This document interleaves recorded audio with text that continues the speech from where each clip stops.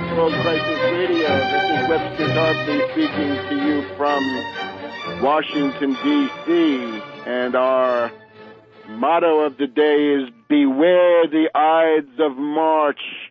This is extended to the hapless Arseny Yatsenyuk, who confabbed with Barack Obama yesterday, that is to say the 13th of March at the White House. Today is the 14th of March. Tomorrow, the 15th, the Ides of March. They're upon us. And then on the 16th, the referendum on whether Crimea will join the Russian Federation. And given the fascist gang in Kiev, and given the brutal, genocidal austerity that's being dished up by the International Monetary Fund and obediently swallowed by the puppet Yats. So he's got the U.S. fascist economic input, and then he's got his fascist base with the Svoboda and the right sector, the Yarosh Muzichko gang. This is something you want to stay away from. And, of course, given those two factors, given the fascism and given the IMF austerity, anybody in his right mind is going to vote to join the Russian Federation. What choice is there? And I would do that. That's quite independent of whether you're a Ukrainian ethnic or speaker or Russian or Turkmen or Tatar or anything. This is simply beyond the pale. So beware the Ides of March. That's our advice to Yatsenyuk. Now, this morning, Lavrov and Kerry have been meeting in London, and this is already a cave-in by the U.S. because you remember that earlier in the week, Kerry said, well, we can't engage in contact talks, and we can't engage in any talks unless and until the Russian Federation accepts our entire concept of what's going on and the legitimacy of the government and the illegitimacy of a referendum and the sacred borders of Ukraine and so forth. Somehow the borders of Serbia were not sacred, but the borders of the Ukrainian state, now that it's under the control of these fascists, this is now sacrosanct. So Kerry had to cave on that one because that was simply unbelievable, that you won't talk unless you get all your preconditions satisfied.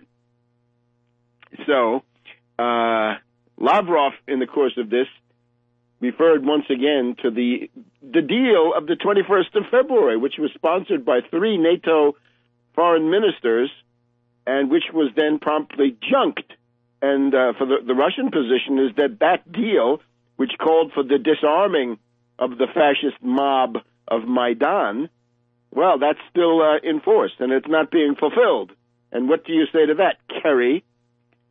Now, at a deeper level, the big danger. There is a group called Anonymous Ukraine, and Anonymous Ukraine have gotten a hold of various emails, and these are highly interesting. This is a group of hackers, and they say they lament the fact that Anonymous worldwide is split between those who want to take the Abby Martin route, that is to say, subservience to the State Department and cringing regurgitation of the U.S. foreign policy line.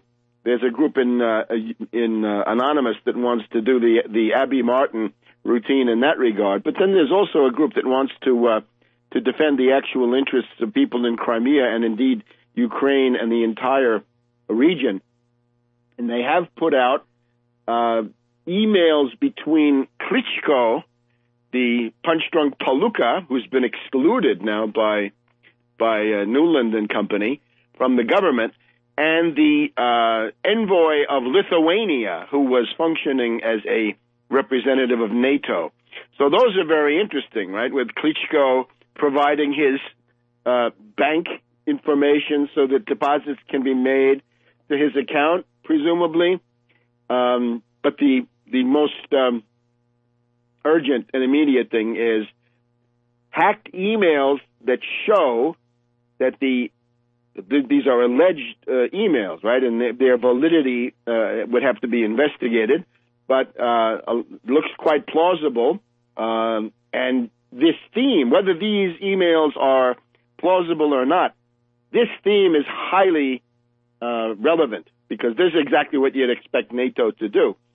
So what they show is the U.S. military attaché in Kiev, Colonel Jason P. Gresh, Gresh, writing emails to a figure in the Ukrainian military. This would be Colonel Igor Protsyk, Protsyk. You get all you get the leads to these, the links to these at my Twitter feed, Webster G. Tarpley Twitter feed. Right? Get that Twitter coming in. You'll know all these things in advance.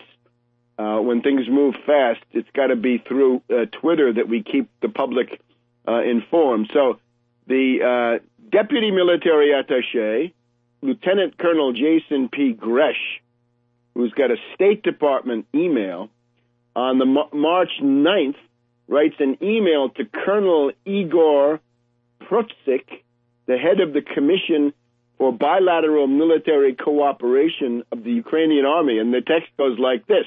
This is the text released by Anonymous Ukraine. Igor, the events come thick and fast in the Crimea. Our friends in Washington expect decisive action by your network. I think it is time to implement the plan which we recently reviewed. Your task is to cause some problems to the transport hub in the southeast, to provide the neighbors a trap. This will provide for the Pentagon and the company, CIA, favorable conditions for action. Do not waste time, my friend. Sincerely, Jason P. Gresh, U.S. Army. Now, whether that's authentic or not, and you might say, well, that doesn't sound very idiomatic. Is that really how these characters talk? Maybe there are some doubts about that. But this is absolutely the thing that people should be thinking about. So, Gerhard Wisniewski, my old friend at gerhardwisniewski.de, der Wahrheit auf der Spur. He's always on the track of truth. He put this out, and this is a public service because this is the theme. This is exactly what's on the agenda. And then we have, this is now translated back. Protsk writes to a certain Vasil Krivonis and says it's time to attack a Ukrainian airfield, specifically Melitopol. The air transport brigade is there, and it's time to stick it to those awful neighbors of ours. And he then gives various instructions. All right. Put that out far and wide. Go to tarpley.net, please.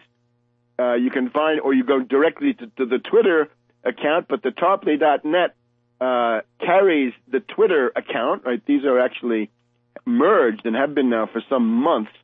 You can see a series of emails from me about what Anonymous Ukraine has been up to, especially with this false flag operation. And one of the things in the emails is that Colonel Gresh, Lieutenant Colonel Gresh, is concerned that this happened fast. He seems to want it to happen before the 15th of March, and that would mean to get something going in time for the referendum on the 16th. So this is highly plausible as a concept and deserves everybody's attention, and spread it, because these are the issues to discuss. Back in a minute on World Crisis Radio. Broadcasting, this program will air for the first time on the 15th of March, 2014, the Ides of March. And that's for Yatsenyuk, right? You might say, Jan Yatsenyuk hath a lean and hungry look. He's an austerity ghoul. He was actually born near the Romanian border, so some influence of Count Dracula is not to be ruled out. Lavrov and Kerry in London this morning have agreed to, agreed to disagree. This was simply, I think, an application of Richelieu's famous dictum. It's good to negotiate with everybody all the time, under whatever circumstances. You always learn more. You always make yourself stronger if you negotiate.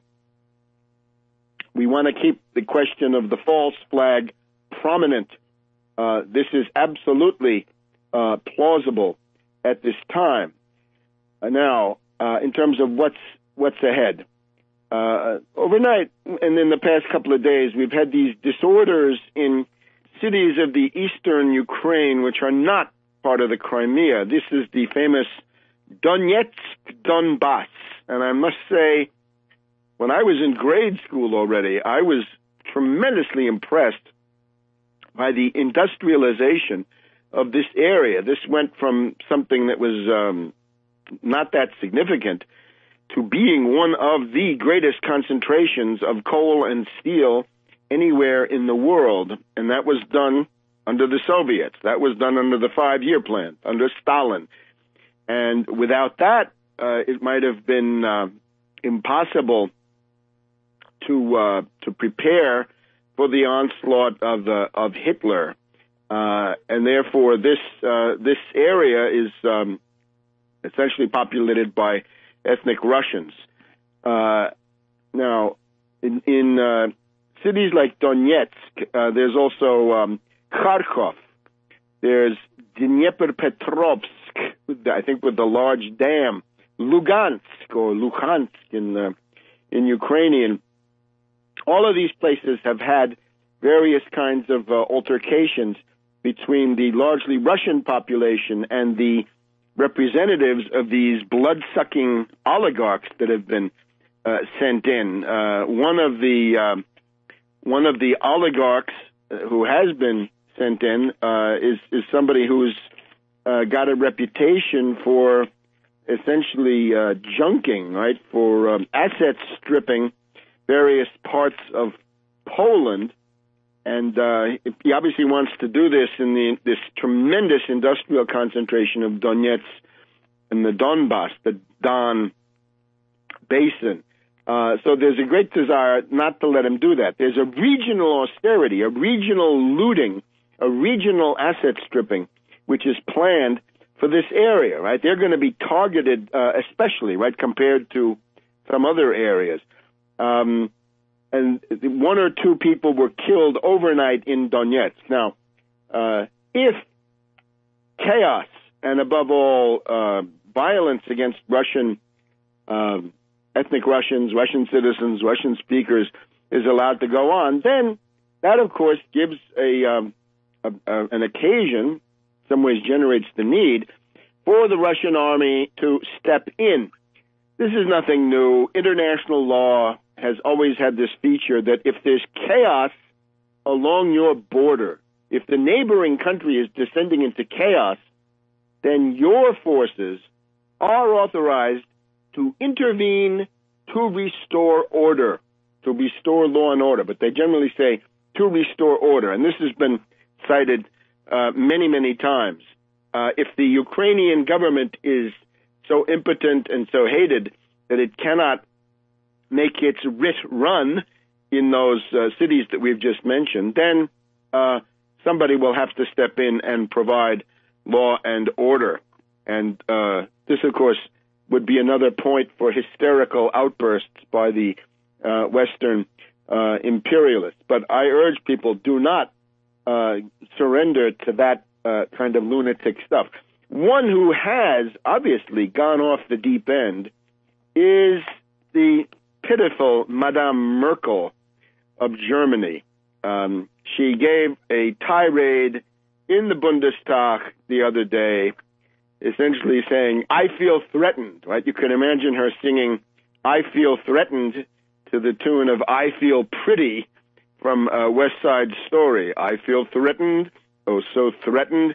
Maybe we can work on that, right? She feels threatened, and she says that one of the words that pops out in the speech is catastrophe, that a catastrophe might occur?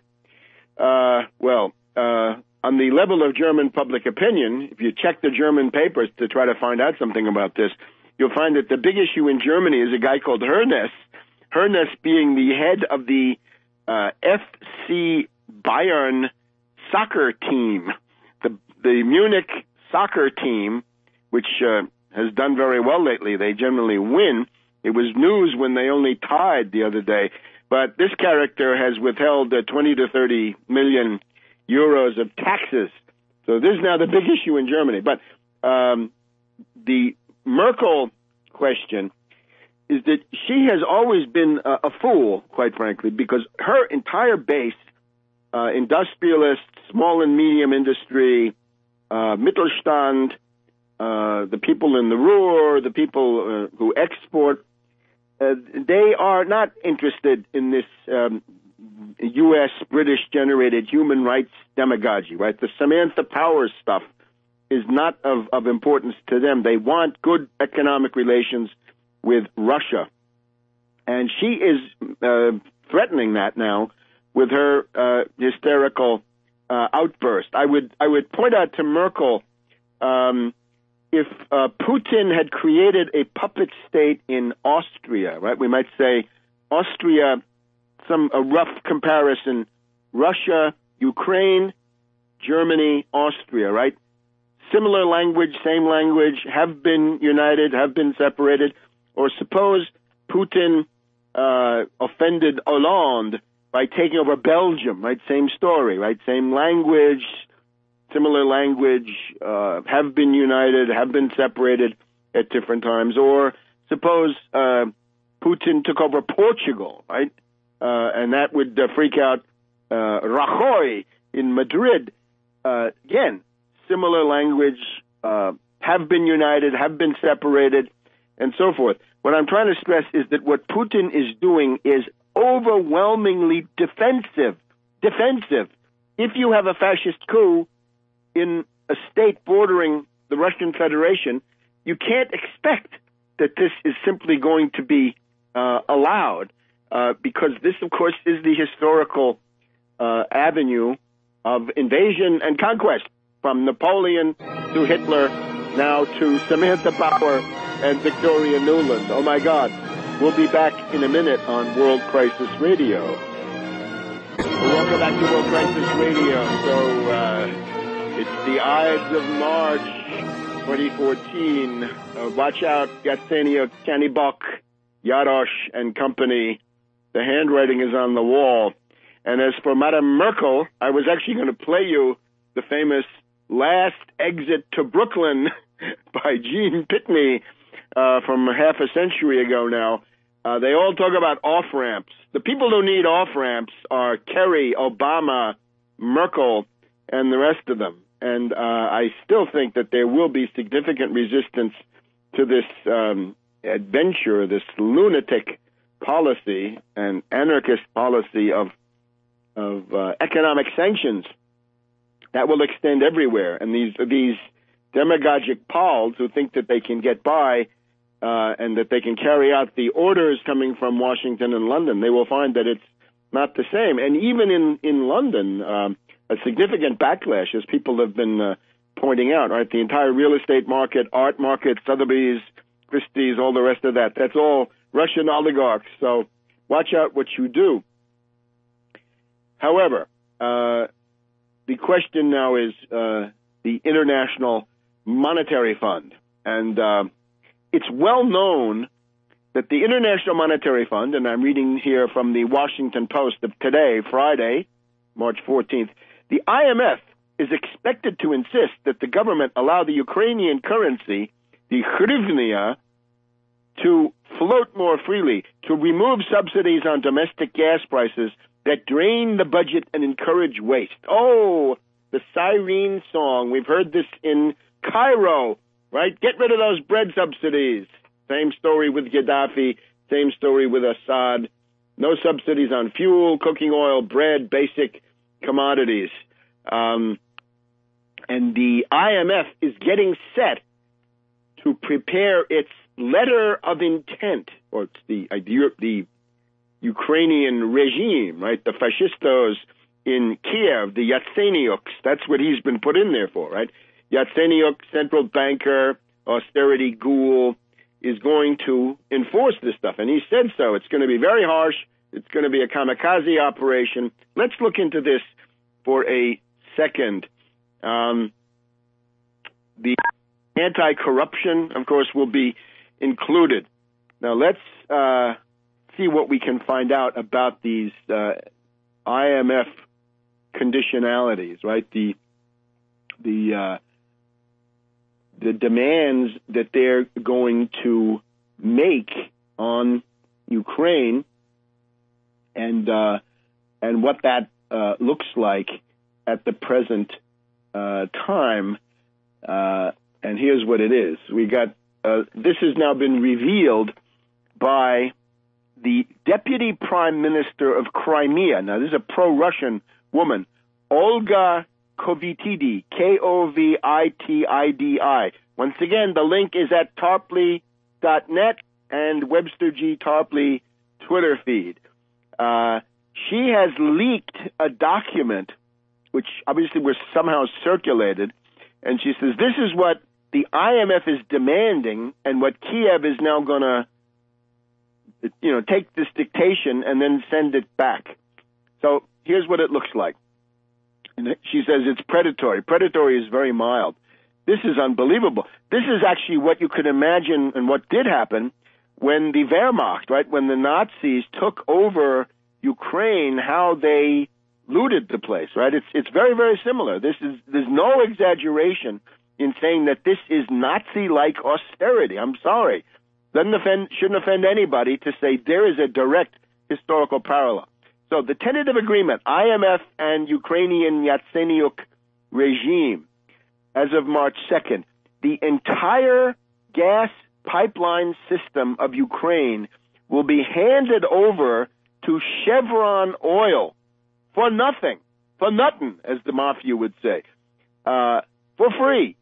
The entire gas pipeline system. Now, these are three principal large pipelines that take natural gas from Russia and transfer it into Western Europe. Now, there is that Nord Stream, which delivers a significant quantity of natural gas down the bottom of the Baltic, right, from Russian territory to Germany. Here, the Ukrainian fascists cannot do anything. And as a matter of fact, the Nord Stream is a direct response to the sabotage activities of these Ukrainians, essentially Timoshenko, in the past. But there are still three big pipelines that go through, and all of that is just going to be given to Chevron. Then this complex that I've talked about, the Donetsk-Donbass, the steel mills of Dnepropetrovsk, and the coal industry of the Donetsk-Donbass, according to Kovitidi, she says that this is going to be given to the Ruhr AG. I guess this is Ruhr Kohle, right? Ruhr Coal Corporation of Germany. The 50% of its controlling stakes in those are simply going to be given to Germany, right? So that's their share of the cut. And the coal. So the steel and the coal are going to be transferred to Ruhr, partially through the Ruhr subsidy in Finland. This is coming through Interfax. Now, let's just stick to the economics. In terms of abolishing these subsidies, the gas prices for companies, for city-owned companies, will be increased by 50%. Yeah, but if you're in your house and you need natural gas to heat your house and to cook with, the price on that will double. Unbelievable. So the price of gas doubles. How about electricity? The electricity bill goes up by 40%, and that includes electricity which is sold en bloc to apartment houses, right, where you don't get an individual bill. Gasoline excise tax goes up by 60%, 60. The fares on public transportation go up by 50%. And true to the IMF, the prenatal care, right, in this dispatch it's called state support for childbirth. It means prenatal care for expectant mothers and then support for the actual delivery. That's going to be ended, finish. And so far, in many cases, textbooks in schools are free. That will be ended. The rural Ukraine has been partially exempted from the value-added tax. That's going to end. They're going to have to pay the full tax. And value-added tax will be placed on medicines, which will increase prices and bring down the standard of living, according to Vitiated. Now, the farmland. Right now, the ownership of farmland is frozen. There's a moratorium on the sale of farmland. Appalling, as she says now, what they're going to do. This is the Black Earth region, right? Ukraine, potentially the breadbasket of Europe and far beyond. Black Earth, great soil. This is now going to be freed up. It's going to be sold. It's going to be sold to foreigners. And the Ukrainians are going to be driven off the land. All of those peasants are going to be shafted. Well, you see. In the question of defense, let's get back to that. The Kiev regime says that they're going to give land near Kharkov, right up on the Russian border, for U.S. missile defense systems, ABM systems, and a U.S. Air Force base with a wing of American fighters to provide cover to defend the ABM, the missile defense installation. This is a recipe for genocide. And we'll be back in a minute on World Crisis Radio. Welcome back to World Crisis Radio. We had a banner unfurled by the Answer Coalition people at the White House on Thursday when Yatsenyuk was in there.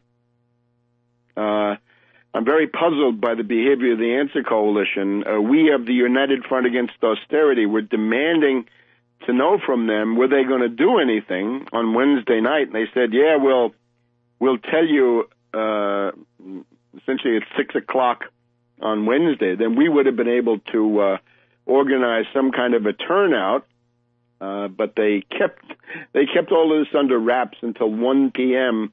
on Thursday afternoon, and then they announced that there would be a protest banner unfurled at 2 p.m. So you can't get down there from anywhere in D.C. in an hour.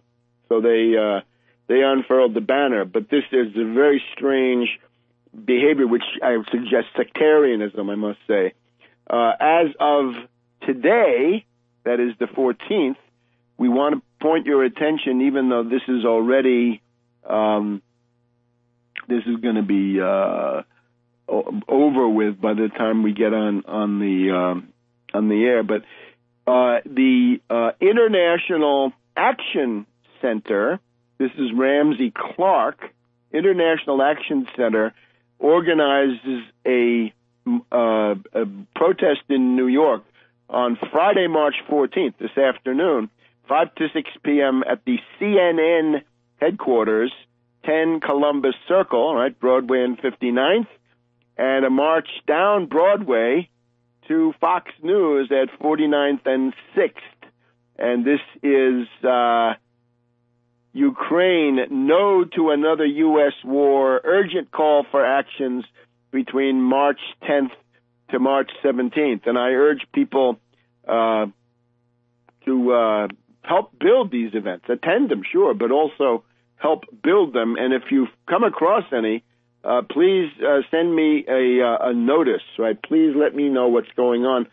We use I have 15,000 people on Twitter who are interested in receiving this stuff, and certainly some of them would be able to turn out. So wherever it is in the world, please let me know, and we'll try to help build up these protests. I went out of my way to announce a class given by Sarah Flounders of the Workers' World Party, which at least in the past had some say in the Answer Coalition, and that was in New York City on Monday, and I hope she got some people off that. So here, that's our situation. Now, the killer austerity, which I just mentioned, this is a very important political fact now, and that's just to sum it up, right? Chevron gets the gas pipelines for free. The Donetsk, Donbass, coal, and steel go to German interests. U.S.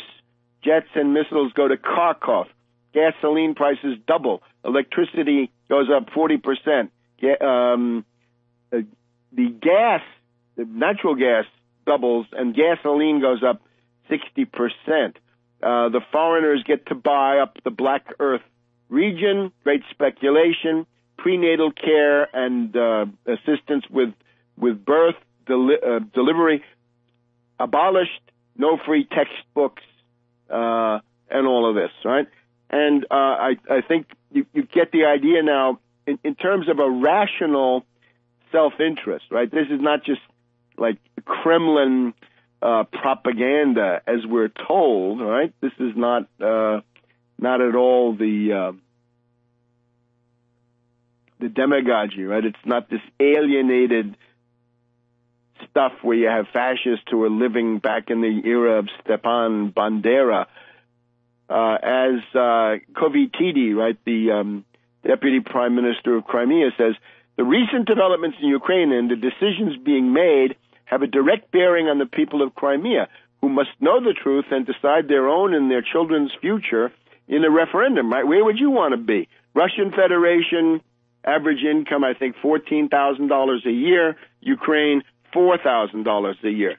Not too doggone good. Here in the Washington Post of today, they actually talked to a guy, the city council of Sevastopol. He says, think about your families. Do you want to live in a prosperous country or be poor in a country governed by traitors and thugs? Relevant questions, right?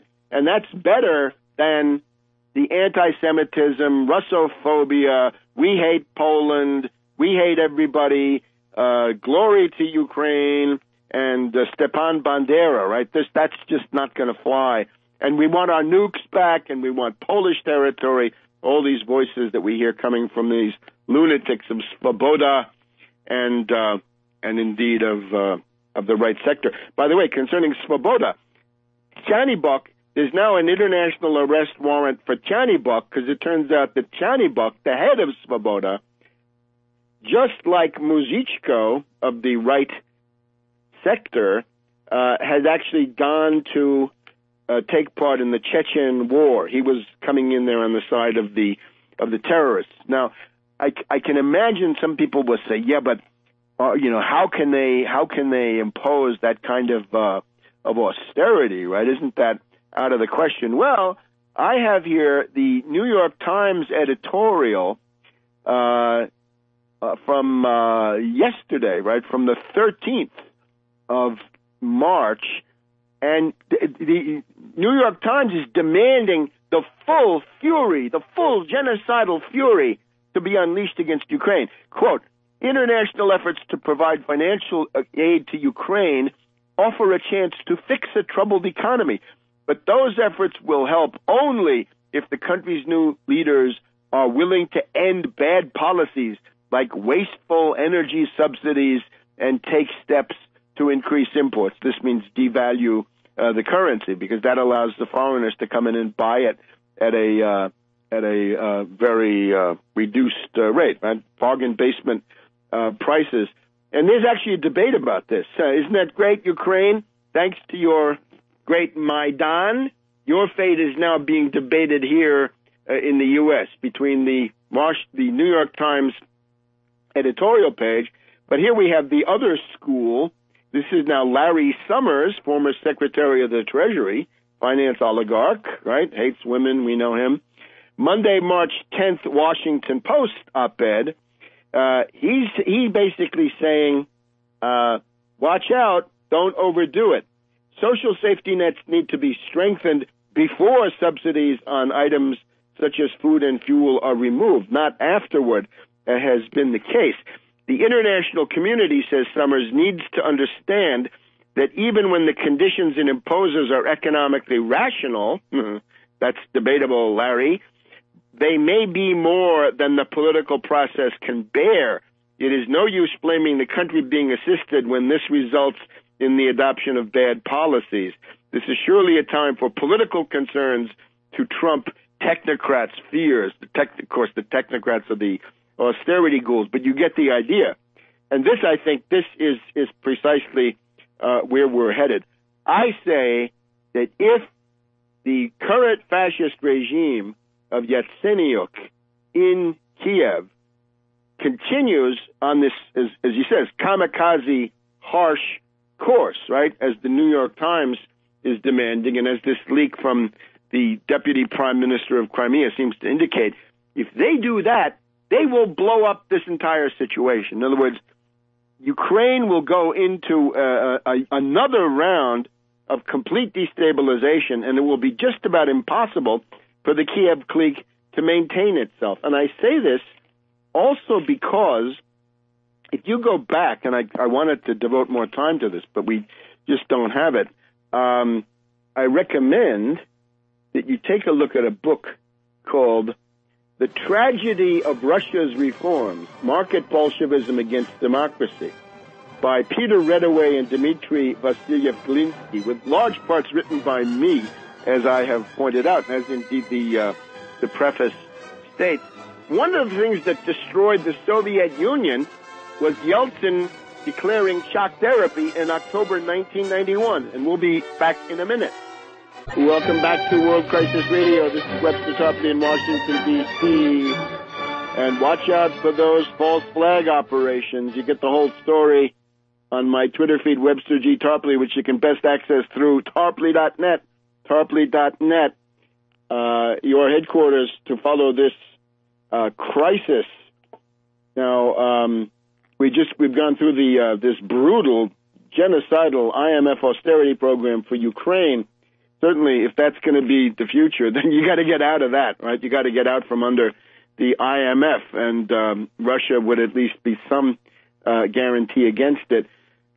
What I would argue, though, is that if the Yatsenyuk, who is a complete puppet and can hardly say no, even Timoshenko could maneuver a little bit, but Yatsenyuk, complete creature of Newland, you're going to have the breakup of Ukraine, and inevitably, if the central government in Kiev goes for that.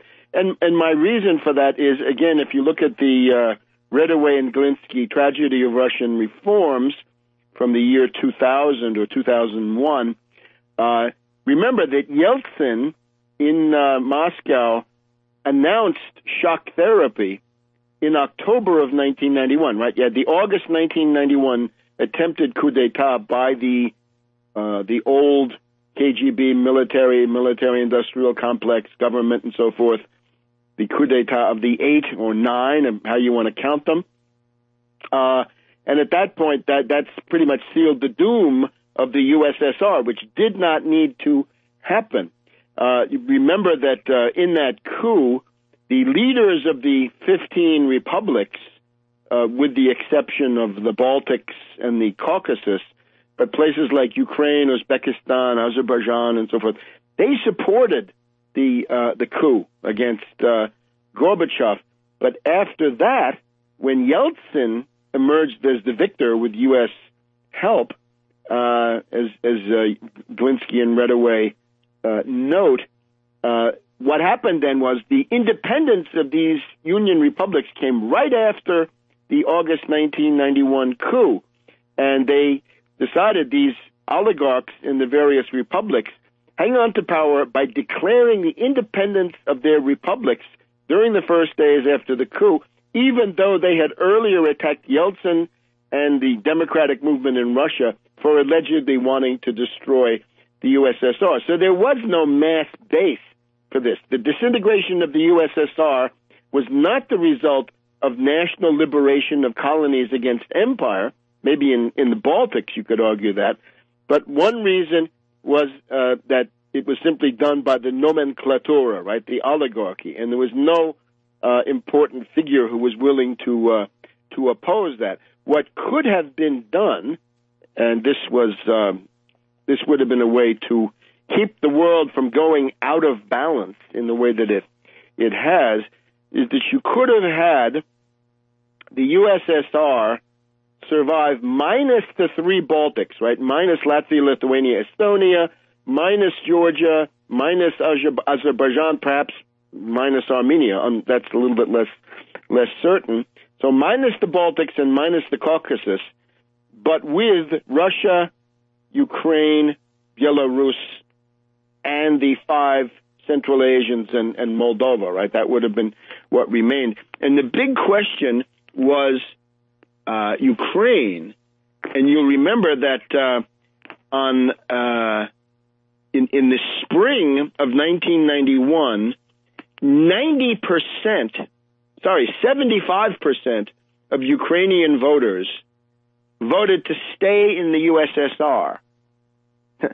75% of the Ukrainians wanted to stay in the USSR in the spring of 1991. And it was only then the August coup and indeed the shock therapy which changed that. So shock therapy destroys countries, and what's being proposed here is another round. It's like a second round of IMF shock therapy imposed by Yatsenyuk and Nuland, and that's going to break the place up. And at that point, the pieces will be up for grabs, and this is dangerous. Now, just a sideline, when you look at somebody like Nuland, right, you wonder, where does this person come from? The Washington Post of March 6th carries a obituary of her father, the surgeon Sherwin B.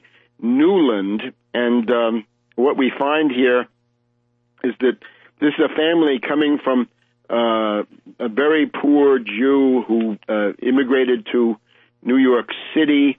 His father was Shepsel Bear Noodleman, who became Sherwin Barnard.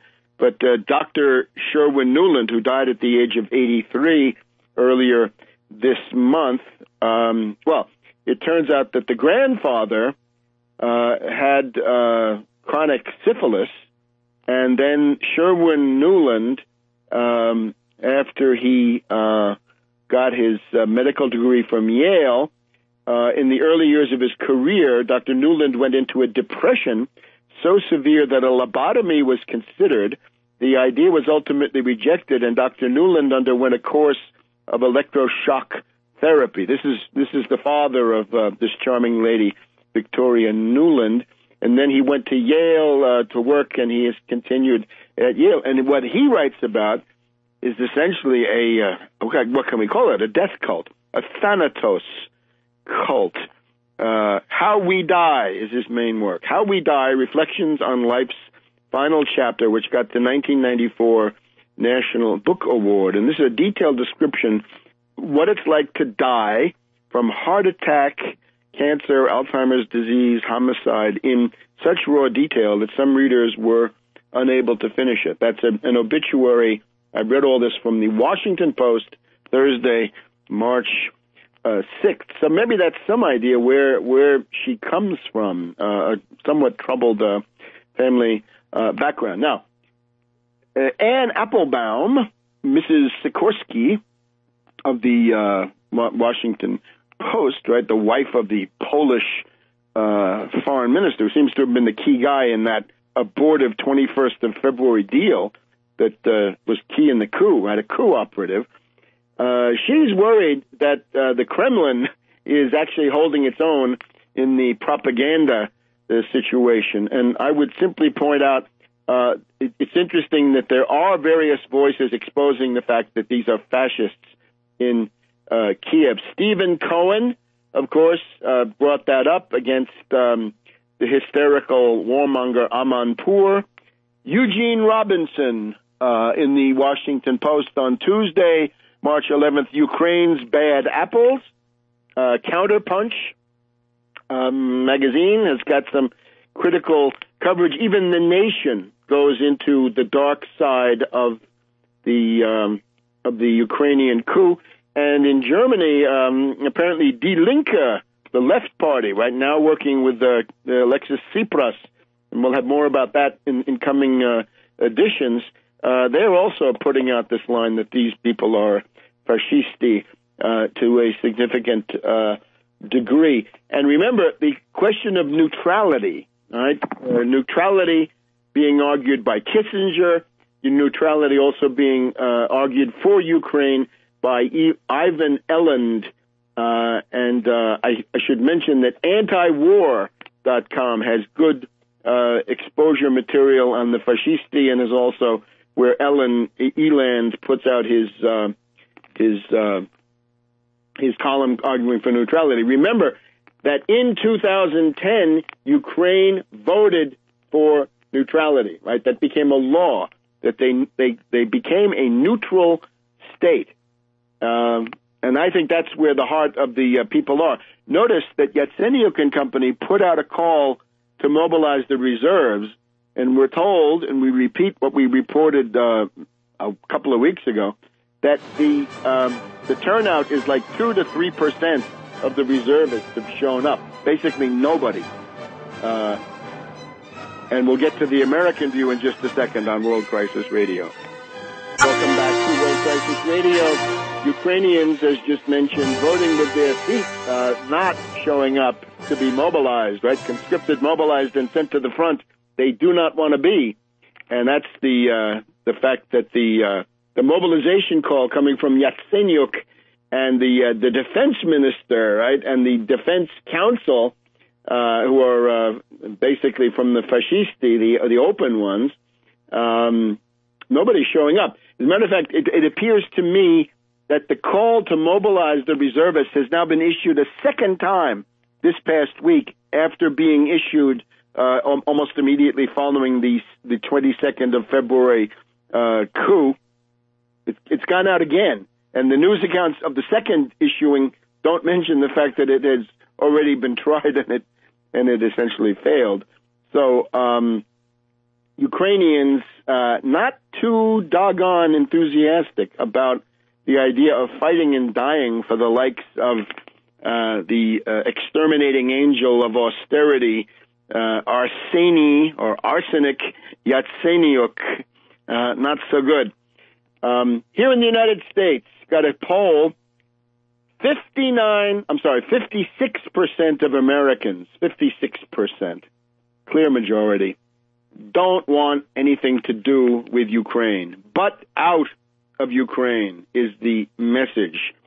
29% are tending towards the warmonger camp, and 15% don't know. Warmongers, of course, today, Washington Post, Charles Krauthammer, right, the diehard neocon warmonger, he says it's time to send U.S. aircraft, that the chairman of the Joint Chiefs of Staff should go to the Baltics, should visit Poland, Slovakia, Hungary, and Romania, the four that have share a border with Ukraine, and above all, install the ABM, the anti-ballistic missile systems. They want them, and that's something that Cheney actually proposed. Extend the maneuvers of the USS Truxtun, one destroyer in the Black Sea. That's really going to scare Putin. And then arm the junta. In other words, send U.S. weapons into Ukraine with training and advising people. In other words, like the Vietnam method. Send in advisors, send in helpers, and treat that as a tripwire. Reverse the annexation. This is harder, but anyway, you get the idea. This is absolute folly. This is the recipe for World War III. The neocons, one-trick ponies to the last. They are obviously out of step with the American people, and they deserve the hatred in which they're held. Some of them, this Danielle Pletka of the American Enterprise Institute, has come out from her hole where she'd been essentially lurking for the past several years, with the possibility now that there's going to be a new war. All right, so the battle for public opinion in the U.S. Continues. The Russians have sent jets over the Mediterranean. The reports Russia is accused of blocking food shipments to Klaipėda, Lithuania. The OECD has suspended the Russian application for membership. Just one other question here, which is there's some interesting points raised by what Putin is doing. Right, we have these theories. First generation warfare goes back to the 1600s, and it extends pretty much to the end of the 19th century, although even in the American Civil War, it's changing. First generation, line and column, musketry, things like this, cannon, but maybe not that many. Second generation is the essentially what Pétain writes about, right? Firepower kills, and that's the French approach to World War I, the continuous front. But then the third generation is the Keil und Kessel, the tank attack and the encirclement and the war of maneuver to try to take the war to the flanks and rear of the enemy. And then we have fourth generation warfare, right? And the fourth generation warfare often comes down to the question of a non-state actor and things like terrorism, cyber warfare, and there's no immediate front. Political, psychological, cultural factors loom very large. Media warfare, low intensity conflict, and so forth. Now, the question is, when you look at what Putin has been able to do in Ukraine, the question is, first of all, has he found a system which is adequate to defeat the color revolution? In other words, the essence of the color revolution is that this is fourth generation. It's a very advanced form of fourth generation warfare. And here, the Washington Post, Monday, March 10th, Molly McHugh and Gregory Maniatis. These are two advisors, have advised Georgia in particular. These are people from the Saakashvili operation. So they're obviously compromised with the fascist and warmonger Saakashvili. But what they point out is it's a mistake for Kerry to say that the invasion of Crimea is 19th century behavior. They say, no, Putin has not miscalculated. He is waging 21st century warfare. So he spent months deploying, in the past, the traditional means, but psychological warfare, cyber warfare, and then this force, this anonymous, unnamed military force, which comes forward with no insignia and then dominates the situation. Now, these characters, obviously hostile to Putin, they argue these tactics create a chaos which Putin controls, a status quo that allows him to influence the politics and policies of Ukraine. Yeah, sour grapes. That's what you try to do with color revolutions, and now with this second generation of color revolutions, right, with the fascists being prominent. So what does that leave us with? Up to now, color revolutions have been defeated, most notably, I think, the Cedar Revolution in Lebanon, defeated by Hezbollah, right? The organized power of Hezbollah was sufficient to turn back the attempted Cedar Revolution, which would have been a very bad step for Lebanon. In this case, I think we might say that Putin has come upon a combination of factors which allows him to defeat the color revolution second generation, which has been imposed on Ukraine. We'll have more about that in just a minute. Welcome back to World Crisis Radio. This is Webster Tarpley here in Washington, D.C. So we've, I think, we've attempted to do justice to the Ukrainian front. Again, I think that Putin has developed perhaps a method that allows him to defeat the traditional now and insidious U.S. color revolution. Some other things that might emerge from this, we'll talk about these in coming weeks. If expropriations and sanctions occur, then will this mean the end of globalization? It could. In particular, the West is gloating about capital flight out of Russia. Kudrin showing where his loyalties lie. The former finance minister that Putin very unwisely kept in that government for a long time until he got rid of him. Kudrin is basically trying to scare the Russians, saying, oh, my God, you're going to suffer. It's going to be awful.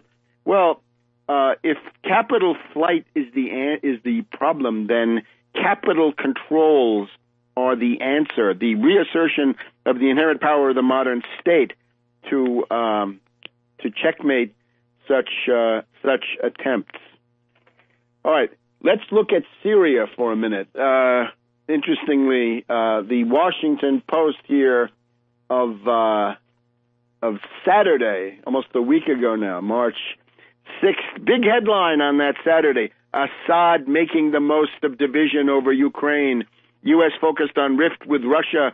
Syrian leader moves to crush rebels and win re-election. Well, utinam, as the Romans would have said, right? Magari. I wish very much that this occurs, right? And perhaps it will. That one of the problems is this illusion that the U.S. and Russia work together on these things. Well, it turns out that that's not what Washington intended, is it? The Russian elite, in particular, has been obsessed for their own narrow sort of nomenclatura, personal wealth issues. They want to be integrated into the world system. But it turns out you can't be integrated into the world system. The world system won't take you. They're hostile. And it continues the status of Russia in the 19th century. The main barrier, along with the U.S., but the really huge barrier to British and French world domination in the 19th century was the Russian Empire.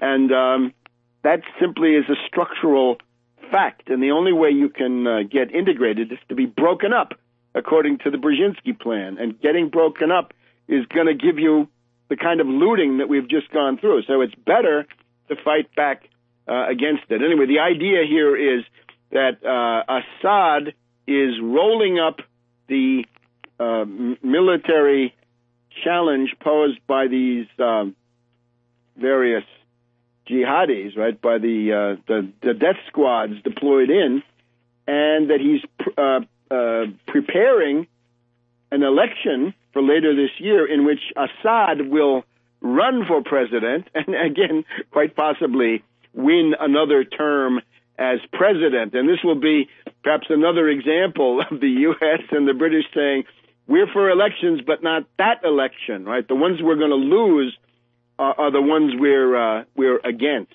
So this would be good news. And the anti-Syrian front is now cracking. That would be the Saudis are in a big fight with Qatar. Earlier this week, we had the Saudis threatening an air, land, and sea blockade of Qatar unless Qatar agrees to shut down the Al Jazeera television network. This is remember, the Qatar people are like the House of Orléans, right? They're the dissident. They're monarchists, but they're dissidents, and they want to take over. So Philippe Égalité was the Orléaniste at the time of the French Revolution, and we've told the story, right? He tried to ride the tiger of the revolution and ended up on the guillotine, and the mainline Bourbon were quite hostile to him.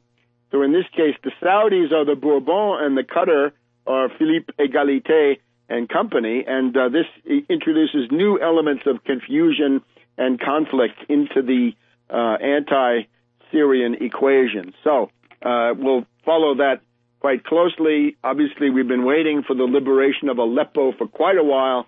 Maybe that will happen fairly soon. Now, let's switch for a minute into U.S. Domestic. Now, we've had this by-election, right, the special election for the House seat in Florida. And here, the reactionary Jolly, the lobbyist, the Republican lobbyist Jolly, has defeated Sink, the darling of the Florida Democratic Party, by about 2%.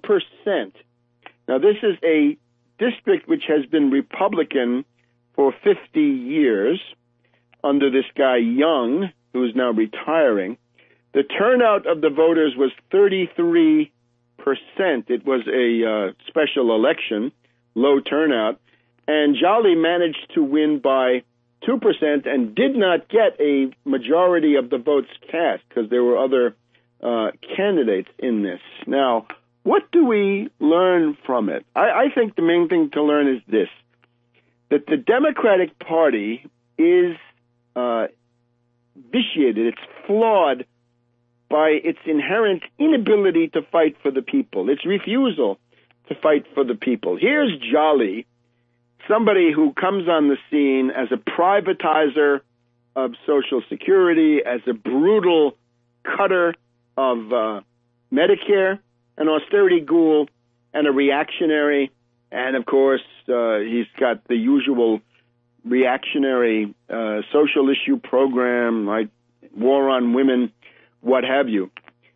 And nevertheless, this Sink, who was, she was outspent, but still she was competitive. She was getting enough money so that her voice could be clearly heard. Jolly managed to make this about Obamacare with strident attacks, right? With, raving, the usual raving stuff about Obamacare. And Sink, what happened with her? Pathetic, right? Not even pathetic, but pathetic, right? The art of sinking in rhetoric, peribathos, going down. So Sink was in the pathetic school, namby-pamby, trimming, temporizing, and this was summed up very well by Chris Matthews the other day, right? Because she would say, well, we think we're right, but sometimes the Republicans are right. It's not all bad. In other words, a very, very weak line. And, of course, you can see what happened in the election just by the coverage, right? That Jolly was able to make this all about Obamacare, and Sink never really was able to recast it in her direction. What you needed was a strong, aggressive attack on Jolly as a reactionary, as a proto-fascist, as somebody who would kill old people, young people, with his denial of medical care and his privatization of Social Security. That guy is somebody who's been hugging the third rail, hugging it. And Sink was unable to bring this up. She needed to counterattack Jolly on Social Security, Medicare. Of course, once you say this, you can see what her problem is, right? She's running as somebody who is friendly to Obama, likes Obama. She would have been better to keep her mouth shut about Obama, but maybe that was the condition of her funding.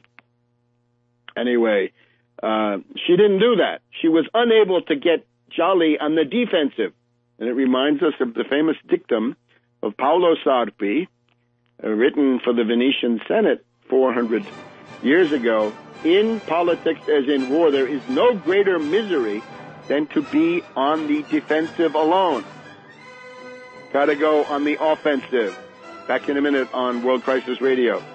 Welcome back to World Crisis Radio. So the analysis here is that Sink ran a namby-pamby, weak, defensive campaign, and Jolly was able to run wild. He dominated her in terms of rhetoric and keeping the initiative and so forth, and that's why she lost. And I think she's probably hopeless after losing the governorship and now losing, or the Senate, whatever it was before, statewide office. Now she's lost this. Maybe Sink has gone down for the count. Now the question is, this seat will come up again, like all of them, in November. Should she run again? No, you need to get somebody who's going to fight. Or if that's not possible, at the very least, then get Sink retooled so that she goes on the attack. And this is the problem of the Democratic Party, right? That they cannot wage a powerful campaign for the people because they're so afraid of losing their funding, right? This is the post-Tony Coelho Democratic Party, right? That they're just as dependent on big money contributors as the Republicans, and they've given up their commitment to the mass organizations. And you can see this, right? This was the reason, after all that work of getting those signatures to get the fascist Walker out, you were then stuck with this Namby-Pamby Democratic mayor of Milwaukee, whatever his name was, who wouldn't fight for trade union rights, wouldn't fight for working people or anything of the sort. And you saw that again. The people in Wisconsin haven't learned it. The woman that they're running against Walker this time was on Chris Hayes on MSNBC, and she would not come out with a strong commitment. I'm going to restore the rights of collective bargaining and the status of union. She wouldn't do it. So it means that there is a gaping niche for a political party that would actually fight for working people, which the Democrats just structurally are incapable of doing. And you can see the other thing is Sink wanted to run as a friend of Obama. Yeah. Well, once you've embraced Obama, you've got somebody who has come out strongly supporting the chained consumer price index. In other words, he's got his own way for genocidal chiseling against Social Security. Now, he has indeed removed it from his budget, but the word from the White House is still that Obama is open to cutting Social Security. And you're gonna run the November elections. You're gonna get Democratic candidates running for the House on that. Let's cut Social Security or Medicare. Once you've said Medicare, well, what about the $700 billion that was sucked out of Medicare in order to fund the Medicaid expansion? I'm all for the Medicaid expansion, but the way to pay for it would have been the Wall Street sales tax, the 1% tax on turnover. And again, we've had all kinds of people screaming about entitlement reform. Let's go back and look at why Wall Street doesn't pay any taxes. No sales tax on the turnover, and certainly no corporate income tax, as we find again and again and again, be it General Electric, Goldman Sachs, Citibank.